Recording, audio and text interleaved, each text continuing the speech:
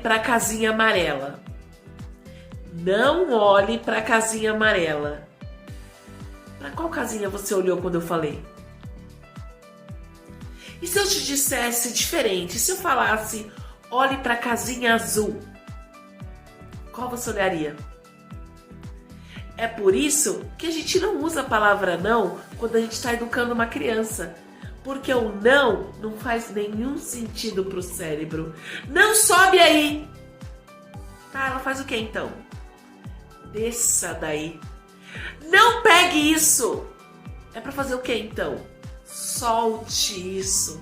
Vamos melhorar o jeito de falar com as crianças? Vamos ser mais eficazes e mais acolhedores?